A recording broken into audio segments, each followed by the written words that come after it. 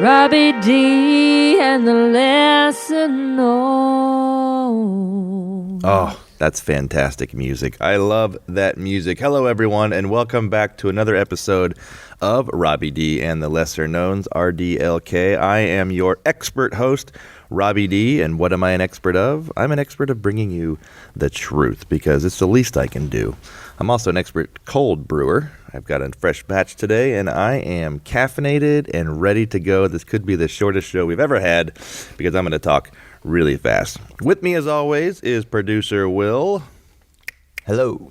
Little known fact, he has a mama-san in Japan. Ezio. I hope she's still alive. Yeah. So you really pay attention to her. That's wonderful. As you guys know, Robby D and the Lesser Knowns is all about bringing you the stories of the people that truly make Hollywood work, the people that are the actors across from the actors. They even go to work in the rain, because today it's raining in Santa Monica, California, which is a rarity. It's unfortunate, but our guest still got in her car, still drove a couple miles in the rain in Los Angeles to Santa Monica, and we're glad she's here. Of course, our next guest, you may have seen her on Rizzoli and Isles' Criminal Minds, Star Trek, Grey's Anatomy, Scandal, American Airlines commercials, Toyota commercials. The list keeps going. I don't have time to read it all. Let's get the show started and bring in our guest, the wonderful, the talented, lesser known, Jolene Kay. Hello. That list sounds so nice when you read it. I'm just going to call you up periodically and be like, hey, can you read me my list of credits so I can just feel good? It's kind of funny that 15 years of work just went down to about 19 seconds. I know. Well, that's one way of looking at it, but you were so high, and I just slammed you back down to the floor. You're like, or this perspective. I'm sorry, I just realized it. Are you confident on my show? How dare you? You better take that not for long. Down. I'm the only one. I'm Robby D. I'm confident. You are not. Just so you guys know, Jolene is wearing one of the coolest shirts I've ever seen. Aww. It's white with some opened bananas and some are still closed in a random pattern. It's very appealing to me. It's a pretty fun shirt. That's one banana pun there. We'll work those in. In any case, I love that shirt. I like how much airtime the shirt's getting. I also like the term closed banana, as if that were something you'd specify. You know? Yeah, most people give me think a closed banana. As like it's already sealed. Yeah. Do you not understand that a podcast is about drawing an image in the viewers, listeners? I do now. They're not watching anything. They're not watching anything. That's the point. They must have an image, and I say closed banana. Otherwise, it could just be a peeled banana sitting there. Right, but then they do become viewers because they see now a closed banana in their mind's eye. And you guys are making fun of me. Well, mainly producer Will, but there's plenty to make fun of him about. Jolene, the show started, by the way. We're going. Oh, yeah. Okay, I'm in. good. I'm all in. Make sure this isn't warm-up anymore. We're good. So I want to move on to our next topic. All right. You have an interesting job in this town. You're a session director. True story. That really doesn't exist in many other towns. Maybe New York's got a couple, Chicago. Los Angeles got a bunch of them. Tell me about that. Yeah, well, I started session directing 4 or 5 years ago, something like that. And it was part of a big transition for me into what's definitely been the better, the more productive part of my time in Los Angeles. And I love it because I get to work with actors every day. Right, but no one knows what that is. So what is it? Right. Oh, you mean tell me about that, as in specify what that is. Language is important, Robby D. I'm drawing an image in the viewer's mind right now. Yes. A session director is like a closed banana. I don't know where to go with that. So essentially I am hired by commercial casting directors, depending on who calls or texts me any given week, and I go into the audition rooms. I tell actors where to stand, what to say, what tone to hit, what the director and the client might be looking for, and then I put them on camera, anywhere from 50 to 200 people per day. I edit on the fly, sometimes interface with the producers, directors, clients during a callback session, but I like to think of myself as the middleman between casting director and actors for first call and callbacks for commercials. The television commercials we see, we fast forward through technically every day. Right. But it's fun because I see spots all the time that, I can see the finished product of what I was around for the inception of the spot itself. Or like they were working off storyboards and trying to get actors to match that and whatever. So it's fun to see a spot on TV that I'm like, oh yeah, I cast that, or I helped cast that. I should not say I cast that because I did not. I just helped cast it. Yeah. Also the transition it goes through. Sometimes the way it is in the room turns out to be completely different than the final cut you see on So TV. much of the time, yeah, or what's most likely, and you can back me up on this, but you do so much in the room, so complicated sometimes setup with props and entering and exiting and all this dialogue, and then it's a 2-second, thing in the finished product. It is It's amazing. Just so you guys out there know, I am a session director as well in Los Angeles.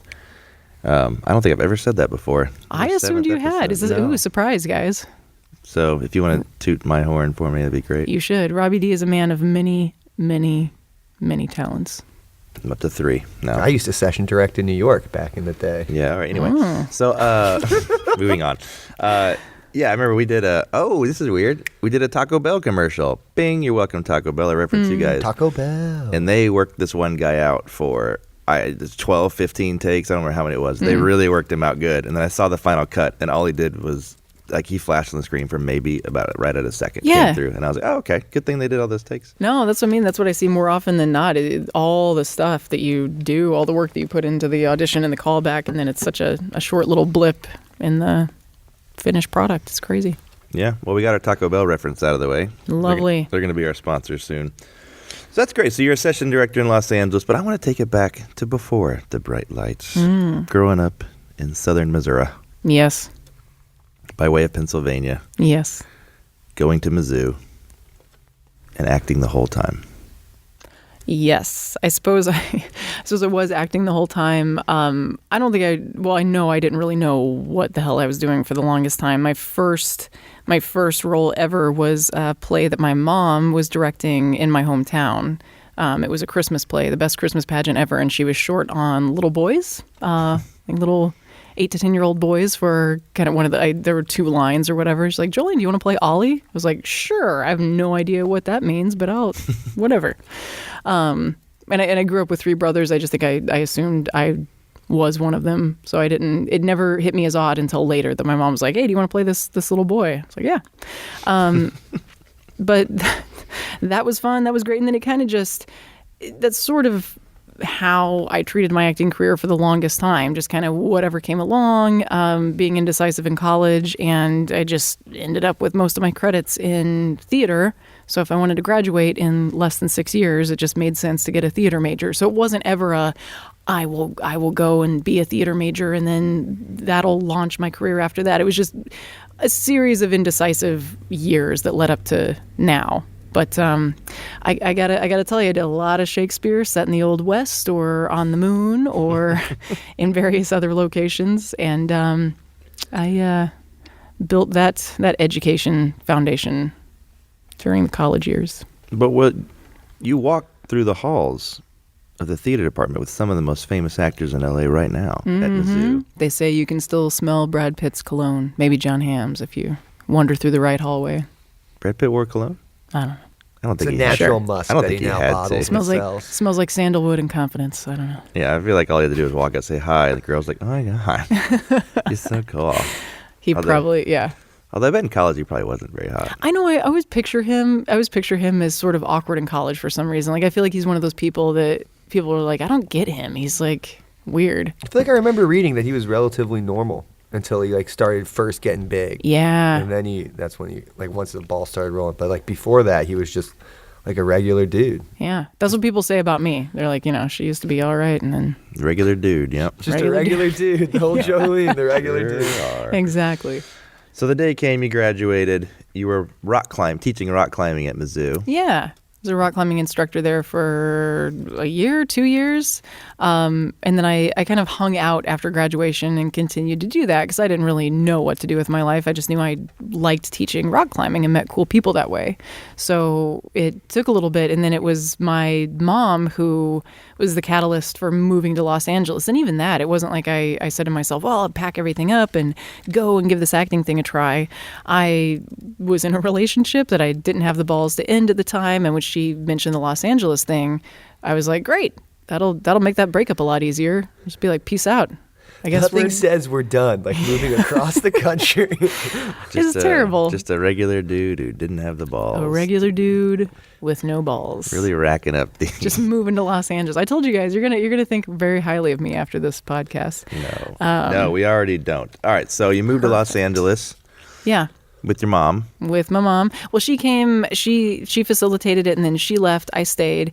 And then there were 5 or 6 years that followed where I continued to not know what I was doing. Came out here with all this theater experience, had no idea how that translated to camera, and worked as a receptionist at a hair salon, and then subsequently a massage place.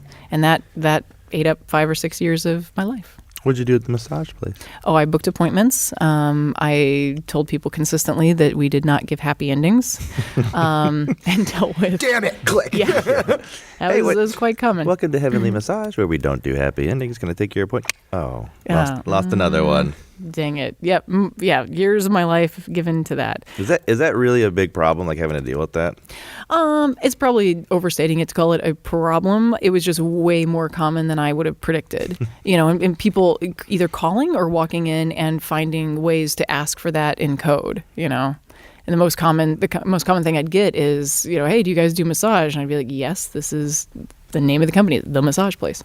Oh, great. Well, do you do deep tissue massage? Yeah, we do that. Great. How deep is the deep tissue? Like, how deep do you go? And that was, then I knew. As deep as it needs to be. I would never say that. But that's actually a brilliant sales tactic. That should be a Nathan For You show. Is that it's like, how deep does it go? And you sell it. Absolutely, it goes deep. And then you get in there and then just charge them for the hour massage. It's like, that's it. Like, no, we don't do happy endings. Yeah, but then you're going to force these poor women who are massaging these men, they're going to roll over and present their genitals. Yeah, right. I just didn't want to set anybody up. You get the sale. You get the. I don't think you're forgetting the bottom line. Robby's a capitalist at heart. I just don't. If you get the sale, you get the sale. He's got good business sense. Not compromising your morals. You're not going to do anything. I guess that's true. It's easy for the receptionist to make the sale. Not so easy for the massage. Right. For the masseuse to deal with the genitals. Dang it, Jolene, it's the 5th one this week. What are you doing? What are you telling these people? Do you have any good story? Do you have a good story from that? Yeah, from that job, I have my trunk of customer service stories I like to drag out because I feel like this has helped shape who I am because you get to see, I just feel like working in customer service, you get to see a side of humanity that I don't know, just puts you in touch with human weirdness. I had several men come in off the street and ask me to, after they had specified that they were coming into the facility for a massage, which I always love that. Like, oh, really? You're coming to a massage place for a massage? Oh, that's surprising. But anyway, they'd come in and go, I'm here for my massage. Line up the women. And you just think, the first time it happened, I was like, are you a cartoon? Are you just a joke, right? But they were dead serious. Line up the women. And the first guy, I was like, oh, that's funny. But also, no, we don't do that. And he was, shocked. Like, the look on his face was sheer confusion. And he's like, but what if I get someone fat? Like, serious question. She's going to really give you that deep tissue massage. It's like, sir, then, and I believe what I said, because sometimes I'm not good in these situations, and I just say whatever is in my head. He's like, what if I get someone fat? And I go, well, then you get someone fat. That's all. I don't know. You could also say, we also have men on staff. Would you like Michael? Would you like Miguel? I learned that later. I was like, Michael couldn't be thinner. Yeah. Oh. Michael's got good hands for you, sir. Yeah. Michael's body is thin and his hands are fat. How do you feel about that? And he will give you the deep tissue. Yeah. Hell no, I'm out of here. Yeah. Damn. Yeah, but lost another one. So I wasn't a good salesman probably, but so there were those things and the inappropriate questions, and then I did have one customer who had a crying baby in the lobby, and I had asked him to please, I was nice about it. Like, please, we can't have a crying baby in the lobby. It's ruining everyone's massage. And he proceeded to stand outside the shop with his baby on the sidewalk for 40 minutes. And then when his wife was done with her massage, he came back in and was like, honey, we have to leave right away. The baby got dusty. Like, that was his biggest thing. And it became a joke in the shop for a while, like, oh God, like we do a really good job here, but babies might get dusty from time to time. I don't know. So that was the weirdest thing. I could have brushed the dust off, but I wanted to make a point. What part of town was this in? Encino. Oh, there's some dust up there. Well, I I think if it was like Santa Monica or West Hollywood, it's like there's not dust anywhere. But I just think it's funny that he stood. Encino's dusty. Well, but he stood in protest, like outside the shop. Like, where was it? Why didn't he go to his car, or did he have a stroller? Like, I don't know what this guy's story was, but that he was on the verge of tears, telling his wife how dusty the baby had become during her massage.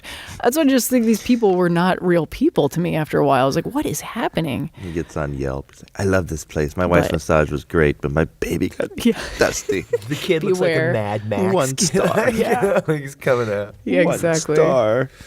Did you ever have to deal with celebrities there? Yeah, they would come in from time to time. That was always interesting. Bryan Cranston did come in. Lovely person. He's like, hi, sir, you here for an appointment? Yes. Say my name. What's my name? When he didn't even use this phrase. He just came in to ask about the services, and and of course, how deep is the deep massage? Yeah, right. And then say my name. Yeah. He told me he was the danger, and then he walked out. It was very fun. I was running from the back of the shop. I was sweating. I was trying to get the hot towels done and taken care of and do all this. And I had been running around for a little bit, so I was just sweating and looked like a crazy person. And I think I even had, there was a white erase marker that we used for a board and back for the schedule. I had it stuck between a bra strap and my body, and I ran out. There's Walter White in the lobby, and it's I don't care how cool you are. I mean, at the time, I was in the middle of watching Breaking Bad, and I was just like, why? What can I? See, what's up? It's like you try to recover from that situation. You're like, well, no, that's. He's Walter White to you, but he'll always be Tim Watley to me, the dentist of the stars. And he'll always be Hal to me. Wow, that's a acting goal right there. Have 3 people know you for 3 different roles you did. Absolutely. That all made you a ton of cash. That's cool. What happened? What did he say? He just asked a couple questions, and I answered the questions, and he was very nice and shook my hand and said thank you, and that was like the coolest thing that happened to me at that place. And Jolene's life peaked that day. I have not washed that hand since. I can smell it from here. We can tell. We did have one celebrity come in who seemed fine, but then I'll tell it from my perspective. I was sitting in the lobby doing my job, and all I know is one of the doors to one of the massage rooms burst open, and this woman runs out, all crazed, and she has her clothes and the sheets, like the sheets we use at the store, bundled in her hands, and she didn't even say anything to me. She just sprinted out of the front door. And I was like, okay. I turned back to ask the massage therapist what happened, and he was like, I don't know. I was massaging her feet, and she had a blister that exploded while I was massaging, and it landed on the sheets, and then she freaked out and said, no, I can't let you have my fluids, and then bundled up the sheets and sprinted out. So sometimes that happens. What were you going to do with the fluid? Well, I guess if you leave your fluid there, we could potentially clone you or make a shrine to your fluid. I don't know, dude. Sell it on eBay? Yeah, sell the sheets on eBay. I don't know. I kind of feel bad, actually, because you think maybe something terrible happened to this person. But I was one of the stranger things I saw. How are you supposed to live your life if you're worried about people taking blister fluid and selling it on eBay? Is that really? Do you really want to be a star anymore? I have to deal with that shit all the time. I'm Robby D. Right. I get it. I mean, how often do people want? I pay my bills by selling my blister fluid online. That is awful. Yeah, I have no idea. I can only assume that was not a normal life person. Well, did you charge her for the sheets? She took them. No. At that point, we just kind of wanted to make a clean break and not cross any more bridges with that person. Fair enough. Yeah. These things happen. We did clone her feet, though. We do have. They're on display. A pair of feet, yeah. Right above the hot towel caddy. They just sit there. They're paperweights for the towel. Exactly. So we are still doing massage, but we actually book a role on a movie. We sure do. Kind of. Yes. kind of book a role. You got something in a movie.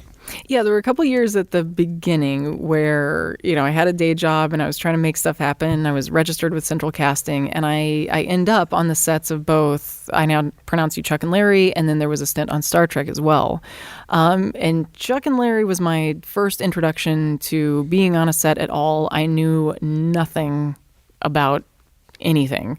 But I was cast to double somebody for a male kiss in the film, and it was just completely insane from the moment I got the job. And I ended up spending time in a trailer alone with one of the people in the movie, and that was weird. He asked to look at my abs so he could approve what was. Were you even going to show your abs in the part? No, my abs had nothing to do with anything. I was standing in I had a top hat and a tux on, and I was doubling a guy. So it was like. You were dressed like a guy. I was dressed like a guy. I had short hair at the time because I had shaved my head in college, and it was great. That's what I moved to Los Angeles is this wait. Your head was shaved in college? Yes. Well, by way of mohawk. I eventually was bald. You had a mohawk? Like Ripley bald, yeah. We're going to post a picture of that. You have one. I do. Oh. RDLK listeners, don't worry. We will post a picture of the mohawk. Why'd you have a mohawk? Well, in my defense, my buddies that were in a death metal band named Poop Death, Poopdeth, for anyone interested in checking out Poop Death's work. Are they still going? I think there are songs somewhere, but they certainly just released not. their latest album, Septic Shock. Septic Shock. Actually, their biggest hit was a song called Fire Death Poop Death, and it was pretty epic. Both ways I don't want. That was actually the first title for George R.R. Martin's books. Yes, A Song of Ice and Fire Death Poop Death. Yeah, so they were having their last show because we were all graduating college, and these were all the rock climbing buddies, and everyone was shaving mohawks and doing these big hairdos for the last show, and I was like, great, I'll do that too. So a couple of Long Islands later and a lot of Elmer's glue and blow drying by my friends, and I had these huge spikes. My hair was past my shoulders at the time, so then I had these huge spikes kind of running the length of my head for one night, and I did sleep on that thing and it didn't move. So then the next day I spent hacking off the spikes with scissors and doing the rest of the head. So then I was walking around looking like Ellen Ripley or Sinead O'Connor or whatever. Grace Jones. Grace Jones. Everyone in Missouri thought I had cancer. That was the assumption. Everyone's like... But you did. I did not. Okay, good. That's amazing. That's fantastic. Yeah, everyone's like, oh. And then that was the other question. People were like, oh, did you do that for a role? I was like, nope. I did it for Poop Death. Did it for Poop Death. Poop Death. Yeah. Fire Death, Poop Death. Oh. So let's go back to the set of Chuck and Larry. Yes. You're invited into a trailer by one of the stars. Yep. So spent some time there. Got my abs approved. All of these things would have been... I mean, calling them red flags seems so insufficient, but I mean, now, who I am now and the experience I have now, it just wouldn't happen. But at the time, I just figured everyone knew better than me, and so went along with whatever. So there was that.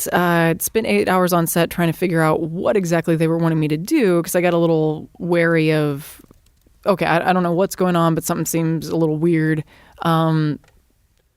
Anyway, so it's in the scene though, I'm supposed to have this like peck on the lips kiss with my co-star, and what ended up happening on action. So they call action, and it was just like, it just was like someone was, I mean, how do I describe what I told you? It was like someone stuck a slice of ham in my mouth repeatedly, just over and over and over. I didn't do anything because no one was saying cut. So it felt like this tongue lashing that was happening inside my mouth went on for like a minute and a half. I'm sure it wasn't that long. It just felt that way.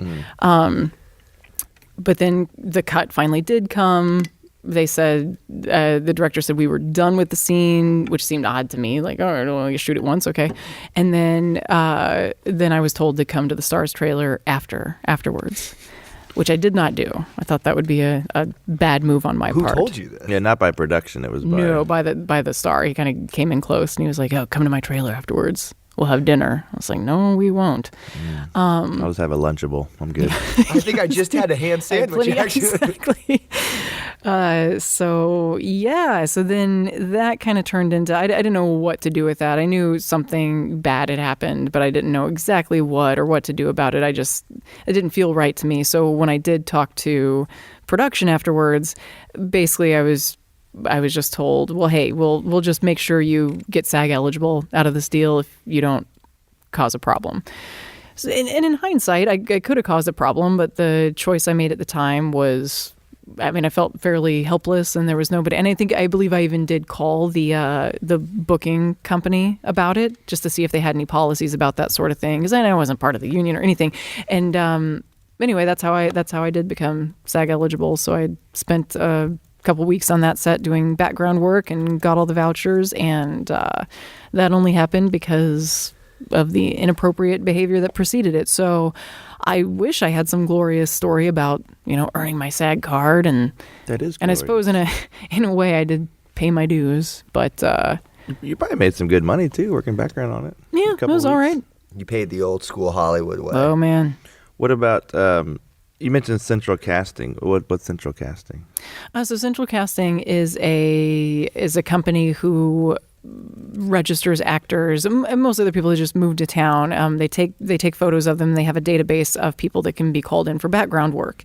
So you go. It's a long process of going and showing up early in the morning at the central casting building and letting them take your photo, putting you in the database, sizes, all that stuff, and then you can either call in or they call you when there's a job that comes up that fits your description and your type. That's how I ended up on Chuck and Larry. And you got chosen for the stand-in? Well, there were about 5 of us for whatever reason. There was no audition. They just called 5 of us to set. I think we all showed up at Sony. They lined us all up like a usual suspects, kind of lineup of people. And the director just walked past us and went, maybe. He pointed at my face and was like, "You'll work." And that's how I got that job. Did he make you say, "Suck my fucking cock, you fucking cocksucker"? I wish. Maybe I would have felt more empowered. That's the usual suspects line. Oh. You're like, what are you doing? Yeah, Robbie D was like, "What are you talking about?" I was like, boy, this show just turned in a direction. I just want to know, we have Will reported on the Me Too movement now, so you're good. Just kidding. We'll cut that out. I want to hear about Star Trek. Yes. You were on Star Trek. Yes. So that the was movie, not the TV show. Correct. Yeah. But that was J.J. Abrams' first Star Trek. Yeah. Yeah. That was a really, really awesome experience for me. I tried not to fangirl out too hard because I'd grown up on Next Generation and watched all the Star Treks multiple times. So it was really cool to be in the first wave of people who was getting exposed to the new Kirk and the new Spock and all of that. But I was a bridge officer on the new Enterprise. And I know specifically that I was in science and medical and that I was a lieutenant, because they had a certain amount of stripes on your sleeve that told you what your designation was. So, did you know that just from knowing it, or they tell you that? They told me that. Oh, damn. Because I asked. I was hoping you'd say, "Oh, I could count my stripes here," and saw that I was third. Well, no, I wouldn't know, because in the older shows they have little pips on people's collars. The stripes were new, but I knew I was science and medical because I had a blue uniform, so I did know that off the bat. But I had to ask. Yes, you've got red, you've got yellow, you've got blue. But they did tell me that, oh yeah, we built this in, that that's the new designation thing on the uniforms. So it's pretty solid. Yeah. You worked a couple weeks on that one? Yeah, I think I ended up working a total of a month. And it was cool because I wasn't anybody, but I did get to work directly with J.J. Abrams and kind of see him working with Chris Pine and Zachary Quinto and all those guys. Anton Yelchin won a push-up contest that I think Simon Pegg started that. He's like, "Oh, let's see who can do the most push-ups," and Anton blew everyone away. I always remember that because we're all kind of back there and holding together, and people were like, "Wiry Jesus strength Christ." of the Russians. Yeah, he got at least a 60. I remember that. I was like, "Good God, man!" And he was doing them fast. Drinking vodka while I did it. Right? Yeah, I took a shot of vodka in between. How many did Simon Pegg do? 3? He didn't. He sat I'm back sorry, and organized Simon. it. I know, I think he was the one that initiated, and then he saw Anton, and he's like, well, great, that saves me a whole bunch of effort that I don't need to expend now. Went to the pub, got a pint. Dude, how great is Simon Pegg? He's awesome. Yeah. He's so cool. You just want to hang out with him. You do just want to go to the pub and drink with the guy, you know? But did you get to talk in this one? Unfortunately, I didn't, or at least it didn't make the cut. They kind of, all of us on the bridge we had the possibility of a line. So my line was going to be, we have a breach on C deck, which I was very excited about. And I even asked if they could kill me off with an explosion of the console, and burn my uniform. And because I knew at the end of the movie, and they had told us that it's probably there's a time shift thing, and all the people on the bridge are not going to exist anymore because they kind of changed the timeline. And so I was like, well, shit, if I could at least die in a awesome, one of your quintessential Star Trek deaths, like exploding console, would be awesome. But I didn't get to do that. I didn't get to do any of that. But I still, there were a couple people in our group of bridge officers and their lines did make it into the final cut, and I was happy for them, but sad for me. Well, we have a surprise for you. What? You're going to get to do your line here today on RDLK. Are you ready? Feels like redemption. Okay. Have you prepared? Prepare, yeah. I'm take All right. myself back to... Will's going to do the tense music, and we'll give you your lead-in line. Okay. Oh, I'm so excited. Here we go. Rolling and action music. Dun dun dun dun dun dun dun dun. Lieutenant, No. what's... Keep doing the music. Okay, all right. Oh, wait. Let me just Google the music. No. I don't want the actual music. No, All right, that was you're good. right. It was good what you were doing. Wait, here we go. All right, And- and Cue the music. dun dun dun dun dun dun dun dun dun dun dun dun dun dun dun dun dun. Bridge, give me a status report. So there's a breach on C deck. Cut. Oh, guys, that felt good. And you know what? That felt cleansing. I can 100% guarantee you we will not cut that out. We'll make a marker. We're going to cut that out. All right. That's fantastic stuff. J.J. Abrams, Dennis Dugan, I'm pronouncing Chuck and Larry. You're hitting with some big Hollywood directors here your first couple of years, all the while denying hand jobs to people. Correct. I mean, it was a glorious time. But I think we know background's not going to cut it. So did you have a moment where you decided to turn it up a notch? Yeah, definitely. There was a pep talk I decided to have with myself about 5 or 6 years into my time in LA, where it was exactly that. I didn't feel like I certainly wasn't heavy hitting with anybody. I was around these people, but only ever on the periphery. I still didn't. It was embarrassing to admit to myself, okay, we're 5 or 6 years into this journey. I still know nothing about acting or what would make me a viable, person on set or star vehicle or anything. I just didn't know any of that. So it was like, all right, man, just take it seriously, get into classes, do what you have to do, figure out what it is you have to offer instead of waiting for the industry to propel you forward. Maybe there is a way to turn that around and either take it seriously and go whole ass into the craft of it or go home. Those are your two choices, nothing in between. Because I'm a notorious fence rider, and I'll live in the gray area of things as long as I can. But you just don't move forward very fast with that kind of mentality. So that's the talk I had with myself, and then went ahead and made that leap. And even though I definitely couldn't afford it at the time, got into class, took headshots seriously. Dropped anybody on my rep team that I knew wasn't serving me, and just that has made all the difference. How long were you in LA before you made this change? About 6 years. So for 6 years, you kind of just half-assed it. Oh yeah, just kind of floated around, and I think really at the core of, because I could talk around it, but I think the assumption on my part was, yeah, it'll happen. Like that's how it goes, right? It just happens. I'm going to be booking somebody's massage, and they're going to be like, you seem like a glorious person with a lot of skill, even though I see no evidence of that. I just feel it, and then that's how it happens, and. Yeah, and I don't know what, I think you just grow up and you mature and you talk to enough people and you're like, okay, well, that's a nice fantasy, but that's also holding me back from doing the work I need to do to actually be, And that was the other thing. I wanted to, when people asked me what I did, I wanted to say, oh, I'm an actor. And I wanted to say it with that confidence and that sort of pride. And for 6 years, it was, hey, what do you do? And I'm an actor like everybody else. Like, it was that. I always gave that answer. And I think that was the other thing. I was like, my goal is pretty simple here. I just want to be able to say that without that shame that I feel. So even if I have no right to not feel that shame, I want to give that answer differently. So that was a big game changer for me. Yeah, no, I think that's very interesting how you portray yourself, because I feel like when people move here, they do, when you ask them what they do, it's like, hey, what do you do? Oh yeah, I'm an actor. Yeah. You get quiet and you're like, please don't ask what I've been in. Please don't ask what I've been in. Like that's don't ask where your for brain. credit. Don't ask for credit. Yeah, because the next thing they're going to say is, oh, have you been in anything that I've seen? So that was the other thing. I was like, look, Jolene, you know that question's going to come, so you can answer it however you want. Just you can't be ashamed. So after my self-pep talk, when people would say, "What do you do?" I'd go, "I'm an actor," and they'd go, "Have you been in anything that I've seen?" And I would go, "No, not at all. Nothing.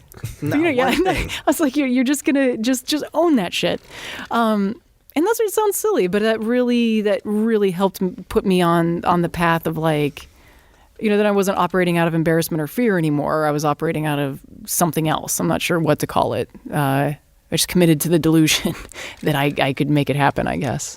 I mean, you can be an actor. You don't have to be in anything. It's just you can be an actor, not book anything for a long time. Totally, but that's like when I think once I let go of that outside validation. The need for someone to look at me and be like, oh, yeah, I know your work and all this stuff. It's weird how that happens. You put that down and then you tend to book more work. Change your attitude. Weird, yeah. So you're doing it for not fame. It's yeah. Like it all works out. Yeah. So after this paradigm shift. Yes. Let's go James Lipton. Ooh. After this paradigm shift. What's your favorite sound? What is it?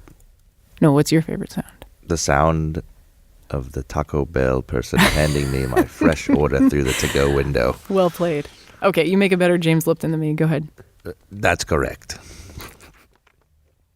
After your paradigm shift, you booked roles on the hit TV show Scandal, Rizzoli and Isles, Grey's Anatomy, Criminal Minds,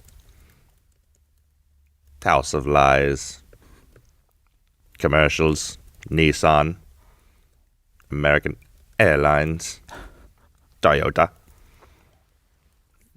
Let's talk about these.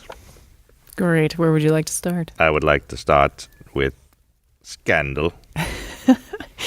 Yeah, Scandal was fun, and that was a huge credit for me, and I like talking about that show because I had booked 2 episodes, the second of which involved a big storyline about I was a Secret Service agent who was working for the bad guy, who I believe was the vice president at the time. And anyway, I got to walk into the Oval Office and give the president, who was played by Tony Goldwyn, I got to give him this ultimatum, tell him he had to declare war on West Angola within 48 hours, or we kill the love of his life, all this stuff.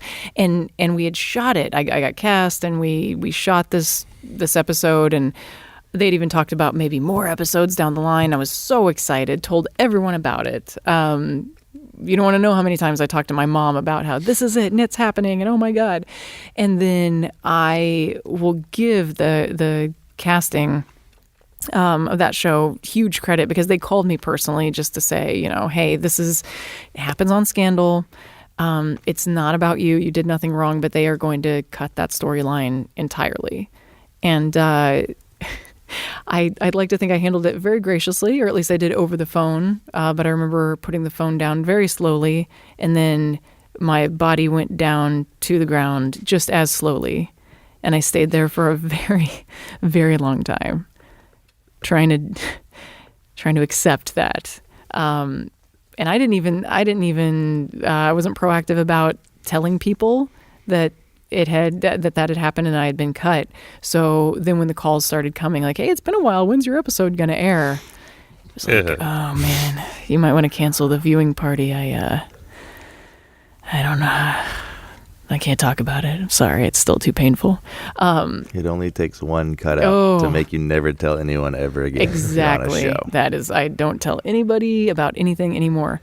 But I am happy that happened early on in my TV bookings because I think it put expectations in a much more reasonable place. So now not everything I book is like the thing.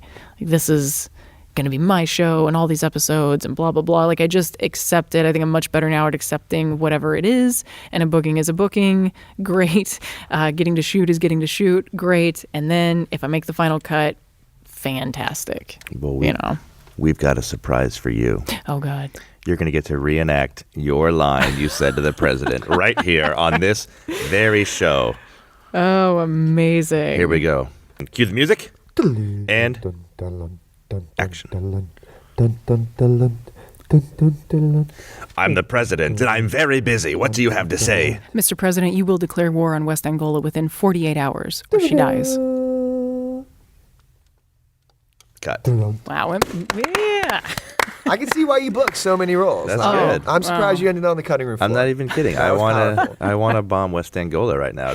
You convinced me. I've always wanted to bomb West Angola. Oh, God. I don't even think that's a real place. Oh, dear Lord. It definitely is, and you should definitely not air that, maybe. I don't know. Yeah, maybe we'll cut out the bomb. Make a marker here. But I got to say that was fantastic. Well, I had a good president to work with. That's important. I mean, acting is reacting. So yes. if your partner's not giving you what you need to be successful, that sucks. But I am very good. I know. It's clear to me now. In some ways, I overshadow the guest, and I try to tone it down. Well, I've appreciated the effort you've put into that. You can tell. That's all I got. This show is fantastic. That was supposed to be a lot funnier. This show is amazing. This show is so great. That's a fantastic story. That's a great story. I love it. The classic cut out of an episode. But guess what you didn't get cut out of? What's that? Grey's Anatomy. That's true. Well, and that's the same casting director, same casting team for Grey's. And Grey's happened after Scandal. So I give them a lot of credit. That's Linda Lowy. I was casting that stuff and called me in for Grey's, and then and Grey's was great because I got to work with the same director on that episode as the Criminal Minds Beyond Borders episode. It was really cool to work with the same director on two different TV shows, and Grey's was a wonderful experience, and they're in their 13th season, just completely well-oiled machine. And I had a scene with Ellen Pompeo, which I was excited about because you always you think you're going to learn so much, from the people that have been doing it forever. But I just remember right before my scene, Ellen had a different scene that she was shooting, and I was kind of watching it all unfold, seeing what I could learn from her genius, And about the fifth take into the scene prior to hers and mine, she just, I don't know what, the director asked her for another take, and she just started, it is the 13th season. We've done this exact scene I don't know how many times, and really do you need another take? No, you know what? It's like she just went on and kind of just lost it for a second. And I'm over, and she walks off the set, and I'm over there going, oh, fuck. Like, she's gonna hate me. Like, don't be nervous. It just was a whole thing in my head. But about 15 minutes later, I'm trying to psych myself up for our scene, and the production team is changing the lighting and all that. And Ellen starts walking over to me, and I can tell that she's making a beeline in my direction. She's made eye contact, and I was like, oh, okay, just, I don't know, whatever's about to happen. Just, Jolene, don't blow it. Don't say anything stupid. But she comes over and she introduces herself and shakes my hand, and she goes, hey, I know our scene is up next, and I just want to apologize. Look, 13 seasons of doing the same show and the same scenes over and over again. I just, I can get a little out of sorts, but I just want you to know it's not about you, and I'm excited to, shoot our scenes. And there was definitely, like, my head exploded a little bit because she didn't owe me that. I thought that was so cool. And it's almost a better story. Well, it is a better story to have because she freaked out like that and then completely owned it and was so humble and was connected to me in that way. And I'll always be grateful to her for that. And I hope, because everyone's human, at least that's my perspective on it, is everyone's human. Everyone's going to have a bad day or a moment like that. And so I hope that when my moments like that come, I handle it with as much grace as she did, Oh, that's fantastic. I love those stories. That's one reason I never understood on set why people would want to make other people feel uncomfortable. No, it just makes no sense. Makes no sense. Yeah. A good cohesive set will make everyone's performance better and ultimately save money because you're probably blowing through takes faster because everybody's happy and they're hitting their marks and hitting their lines. And well, totally. And especially considering it was the 13th season, she could have easily just said nothing to me. I would have done my best to do the scene and whatever. But the fact that she put that effort into it was just really, really awesome, I thought. Yeah. Here on RDOK, we like the stories that highlight the good side of Hollywood. It doesn't all have to be negative. No, not at all. Most of it's positive. I would agree. You just don't hear about it on your TMZs and your No, people like to focus Kardashian on the big shining turds that are sometimes more fun to talk about, but makes for good television. What is it? Because I said turd. Okay. Turds are fun. It's a funny word. It is a funny word. And not only that, but it was a shining turd. I don't know why that. It brings me back to the mental image that we're drawing for the listeners out there. Oh, God. Yeah, I don't know why. Our blind listeners are yellow furious. I don't know why that adjective preceded that. Whatever. That's my weird brain. But speaking of all that positive, let's go negative. So, Great. Not every audition is a walk in the park. I'm sure we all have terrible ones. Has this ever happened to you? Oh, many times. But I'll tell you about the one that I still think about. Because we all make mistakes. But there was one in particular for me where the scene itself was a seduction scene. And the role was described as, an aggressive, like you're supposed to be an aggressive, seductive woman. I was like, great. So I prepared for it. I remember driving to the audition, and I think I drank more coffee than I ever had before. Like I was really excited about this audition. But I knew walking into the lobby and signing in, you get that, like I was having trouble signing my name, and I that was the first time I thought, okay, well, I might have overdone it on the caffeine a bit. And it only got worse because I think it continued to hit me so I signed in, they called me, they partnered me up. It was a partnered scene. And they love to kind of freeform. They're like, just be an aggressive, seductive woman and, do whatever you want. So my caffeinated brain hears this. And when they said action, I went full on angry ape for some reason. Like, banana reference. Banana, hey, there you go. My scene partner was sitting in a chair, and at some point I climb on top of him and I grab his arms and I'm slapping him in the face with his own hands, and then I tip the chair over so he falls over and he's on the ground, and then I run around in circles and kick the wall, and I was definitely like start making some sounds, like some creature-esque sounds that it doesn't. None of it made any sense. And I kept going and going. And I remember at some point being like, I think you've been going for a while. And I think that you have lost sight of there being a camera on you. And I think you've lost sight of everything. So when I finally did stop, my back was to the camera. My scene partner's on the ground. His eyes are pretty wide. And as I come back to reality, I turn around and the guy behind camera and the casting director just go, I don't remember who said it, but one of them goes, what the fuck? And they thanked me for my time and sent me on my way. And I've always kept that in the back of my mind. Even if I have an audition that I know didn't go well, I'm like, well, at least it didn't end in what the fuck, because that's happened to me before. No, but it could have been positive. It could have been like, what the fuck? It wasn't, though. Okay. It didn't sound at all remotely like that. My scene partner didn't even look at me or speak to me afterwards, so... Well, yeah, because you just violated him. I don't know about you. I'm personally very seduced when women slap me in the face with my own hands. It works, right? Total turn on. Ladies, take note. Yeah, right. You make a few inhuman sounds, kick some things, tip over furniture. Really works. Your seduction gets you a long way. Not very appealing. Oh. Ding. Thank you. So you're booking stuff. You're even getting in on the commercial act too. You got a little American Airlines with a celebrity? Yeah. No, that was fun. That was a good time. I always am interested in how, these people with huge bodies of work, how they go about their craft. Who was the celebrity? The celebrity was Kevin Spacey. I got to take his order during an American. Of polished turds. It was Shining. Turds. What you're looking for is Shining. I'm going to bring it back in. Speaking of shining turds. God. We're not going to edit that out. We're going to leave it just as is. Wow. No, honestly, I mean, he was a lot of fun and relaxed, and I took his order as a waitress, and I only had the one line, and it was just, are you ready to order? But then he would always order, which wasn't scripted. He would ask me how the bolognese was, and I'd stay in there with him, be like, what's the word? I recommend the steak, or whatever. It would be a different thing every time, which sounds so silly, whatever. But I liked that he wanted to play and extend and keep, even though it was a commercial, he kind of treated it very theatrically. I liked that. How was the bolognese? I mean, I would always get the bolognese. I would always recommend that over steak.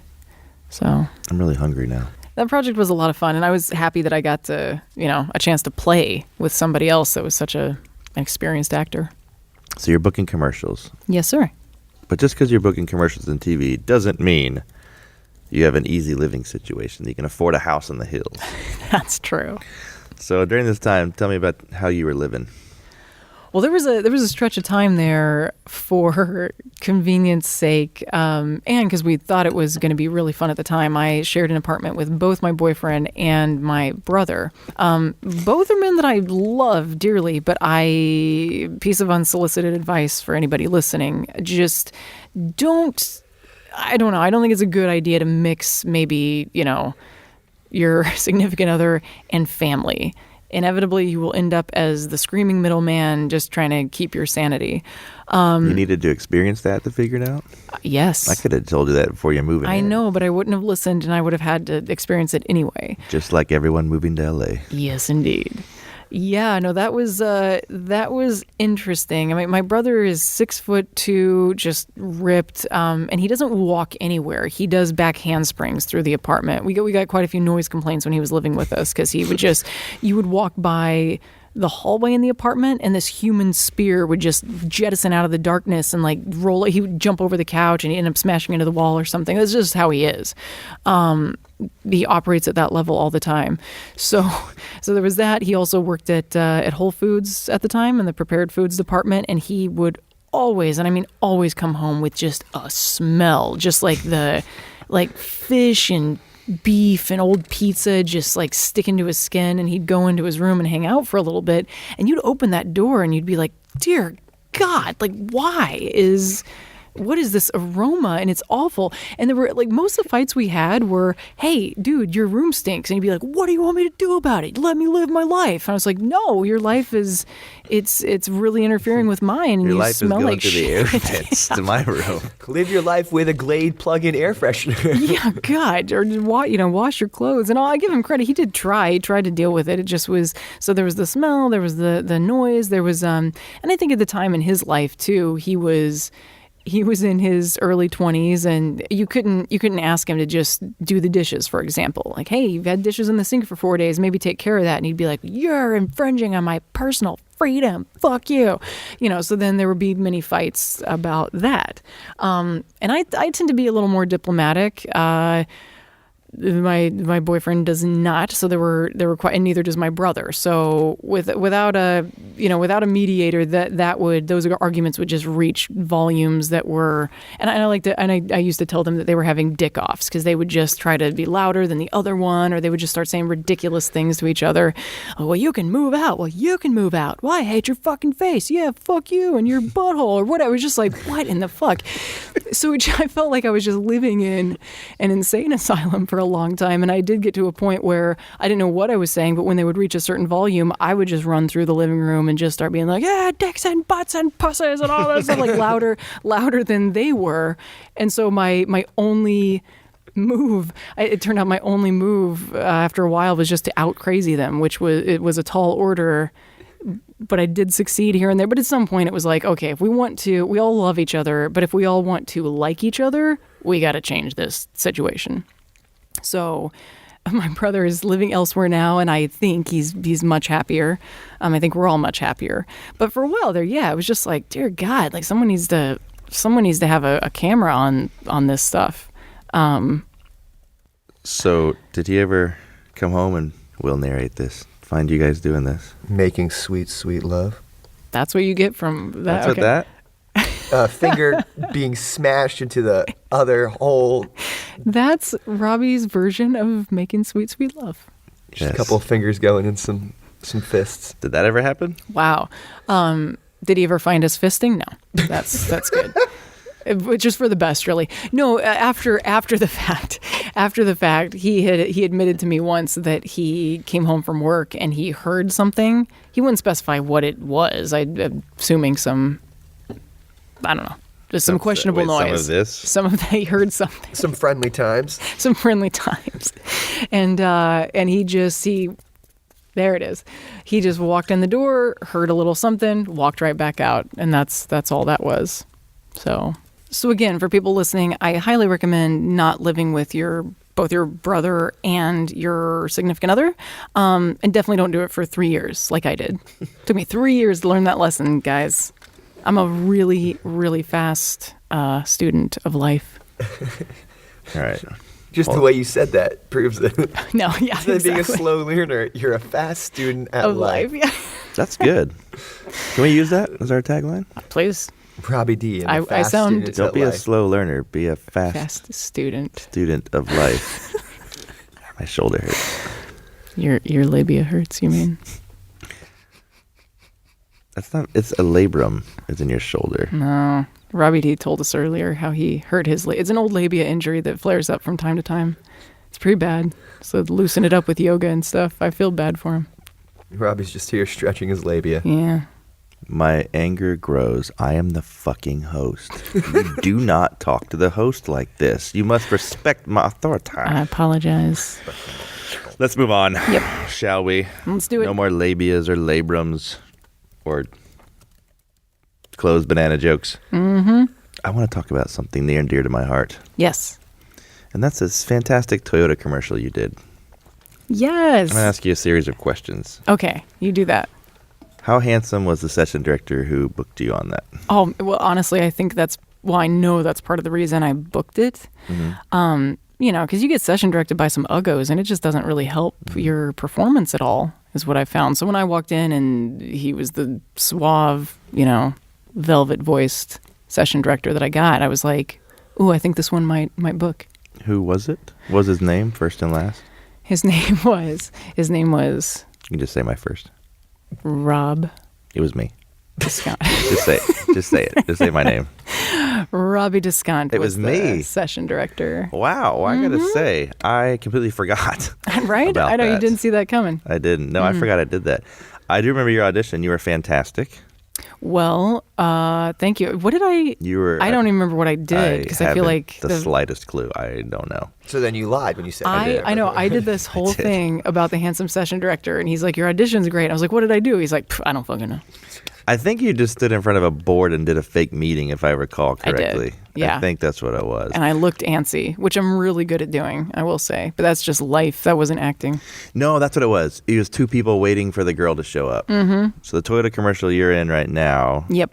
There's three Toyota drivers. There's David, there's Ayumi, and then there's me. Yeah. I'm fantastic in it.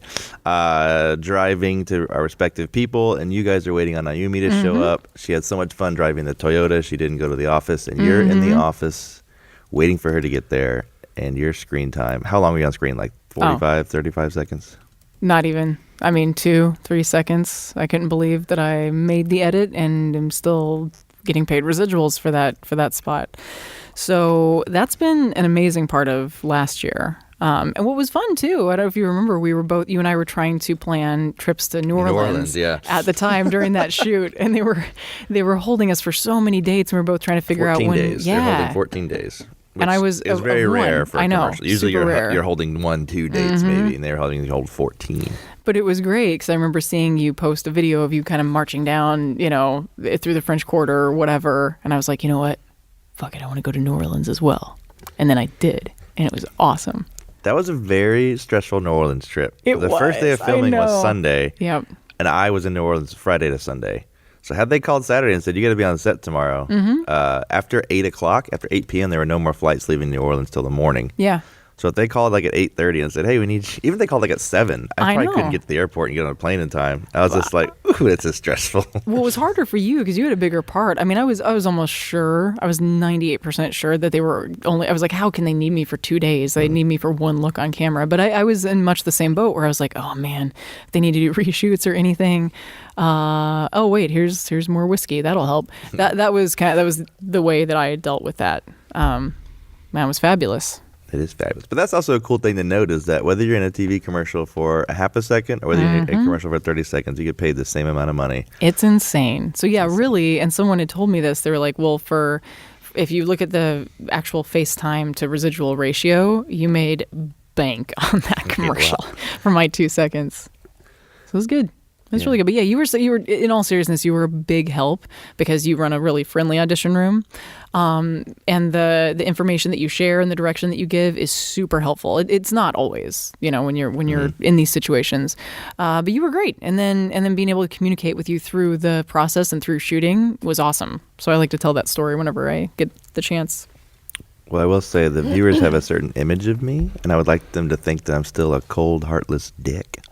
So well, you can cut that right the fuck out if you want. That last part out. Robbie's a sucker to all the actors, and then he comes back to the people that matter in his life, and he's just a dick. Yep, his that's how wife, you know. Me. No, I was phenomenal, and I was a large part of the reason why you got it. So. There you go. That's what we were really driving at here. Thank you. But it's fun. Director was fun. That whole shoot turned out to be a great thing. Finished product's great. Still go and check out your local Toyota dealer. Did they do, well, and I'm curious actually, did they do the same thing with you? And I've never seen a director work this way, but he blasted classical music. He did The Simpsons for me. The Simpsons? He did, yeah. The scene where I get out and I did the curtsy or whatever that's called. Not a curtsy. Oh, yeah, your little king wave. Yeah. It was in the middle of the street too, and school was in session. It was in front of a middle school, and all the students were up in the windows looking at me. And and you come out, you do this little dainty hand gesture. A little story about that. It did add a certain number of pressure. The kids were in the window. I was like, "Hey, kids, don't look, turn your heads." But he's like, "Do you want music?" I was like, "Yeah, absolutely," because it's MOS commercial, which is mit out sound, which means no sounds being recorded. And he just blasted The Simpsons, and I love Simpsons and Seinfeld, 2 shows I can quote nonstop, and it actually made me feel good. But the funny thing about that last scene was, they originally had me doing like a apologetic face, like sorry I'm late, like whatever, and then I did like 10 takes of that, and it just wasn't working. And he goes, "Here, 5 takes, Martin, 5 takes, do whatever you want, and I was like, sure. And then that just was one of the 5, and they loved it, and I was like, sweet. No, that's great. That's interesting because I will teach commercial classes, and one of the things that I tend to hammer into people is and I'm stealing this from Rob Brownstein, and this is something he says to people in classes. In commercials, there's only one of 2 people that you can be in a commercial, and you're either the person with the product or the person without the product. And if you are the person with the product, that should inform everything. So as you were describing that, I was like, well, yeah, that won't work because you've got the product and your life is great. Like, why would you then be apologetic? I like it much better the way it is with you're like, I'm here, I'm here, my liege, or whatever. Welcome, hello, my lord. Yeah, it's it was the great. Same way Robbie gives me my breakfast burritos. Here you go, peasant. Yeah. Well, it was great working the Toyota spot. I'm glad it's still going. Hope you make a ton of money off that because that means I'm making the same amount. So that's great. But there's one of your credits, the last one, your biggest one, my favorite one. You're on a little TV show called House of Lies. Yeah, House of Lies was great because I got to work with Ben Schwartz, and it was several days of work, which was lovely. It was only 1 episode, but we had a couple different locations. So I got to work with him and Glenn Howerton, and that was a different experience for me because I'd never worked with actors, that kind of echelon of actors with that much experience and that kind of comedy improv background the way that they have.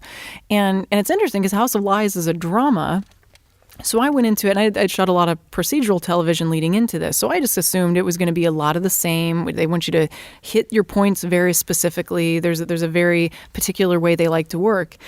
And then the first day on set with Ben Schwartz and the first take into our dialogue, I'm sitting there running the lines, trying to make sure I've got it perfect, and got it right. And our characters are people that went to college together.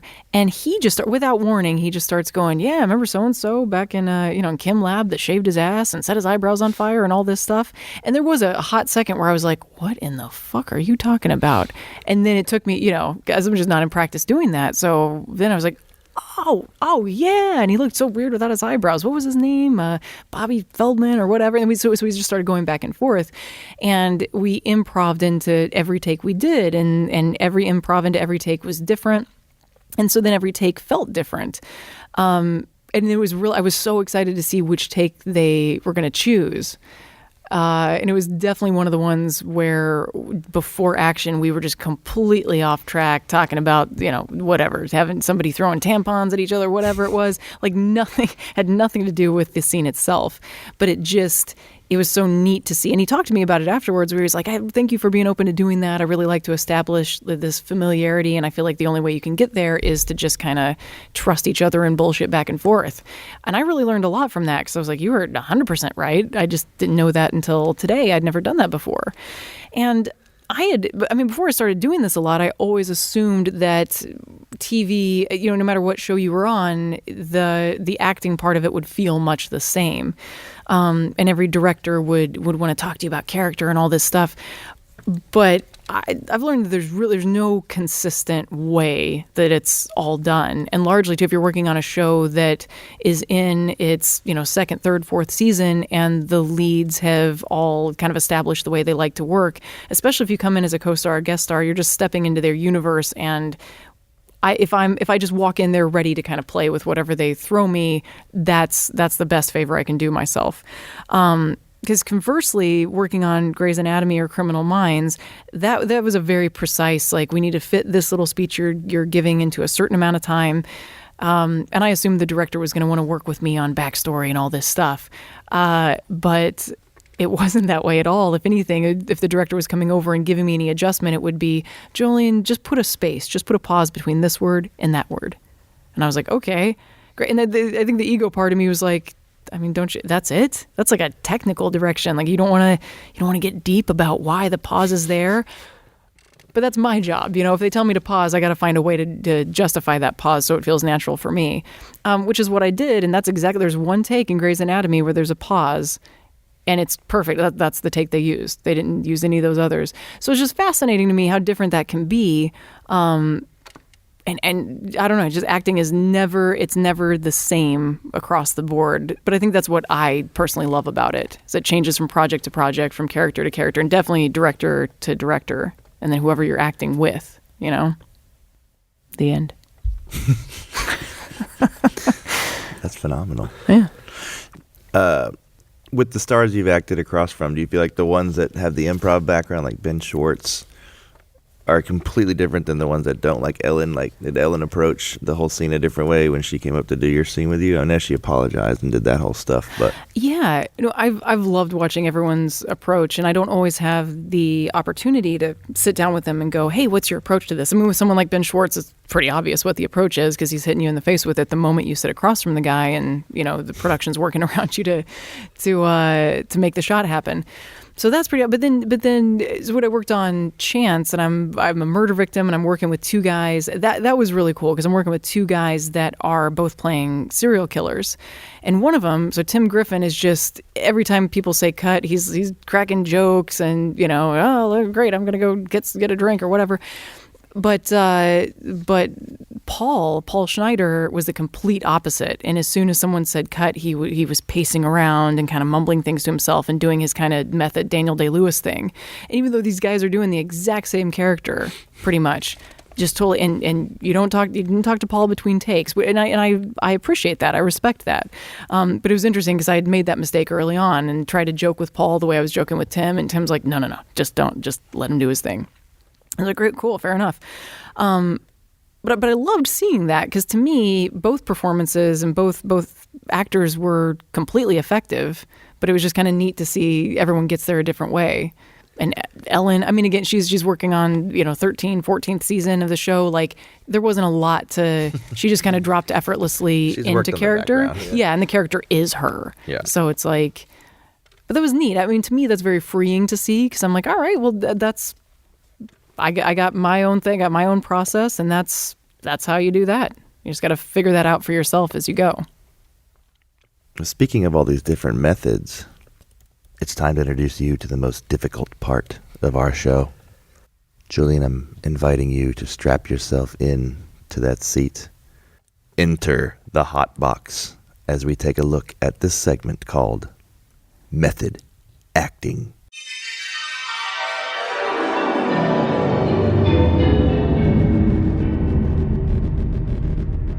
I'm going to give you a scenario, and you give me the line your character in this scenario would say.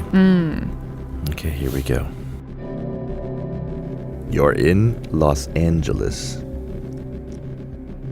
driving a Toyota, and it starts to rain on the freeway. Oh, crap. Here we go. Next scenario. You're in the massage parlor. Bryan Cranston pays for his massage with a jug of his blister fluid. Hey, guys. We hit the jackpot. Very good. You're listening to the band Poop Death, and their new hit single comes on called We Have a Breach in C Deck. Might be time to revisit the Mohawk. That's phenomenal. You're in Ralph's, and you come upon the fruit section to see a closed banana. All right, Robby D. Well, it's very funny, guys, but you can come out now. Fucking closed bananas. And that has been Method Acting. Oh my God! You can wipe the sweat from your brow. I know appreciate that you stuff. guys not talking to me between takes. That was intense. Believe me, lesser men have crumbled.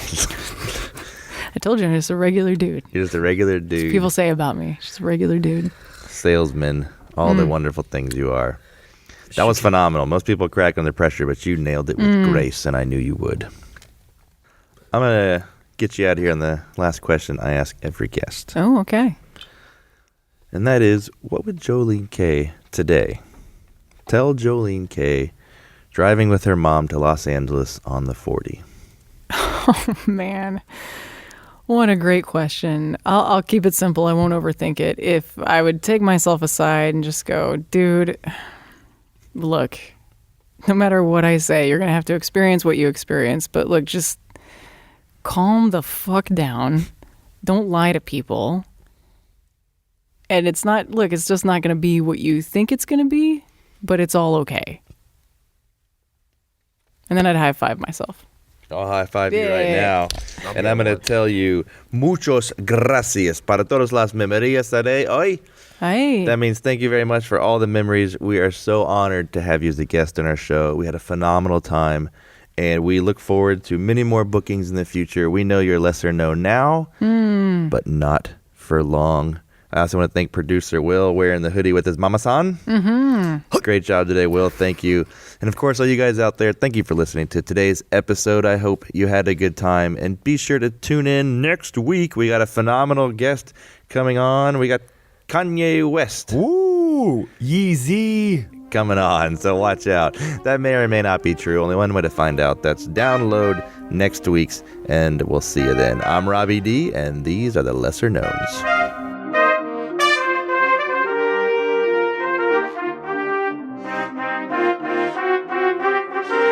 Robby D and the lesser known.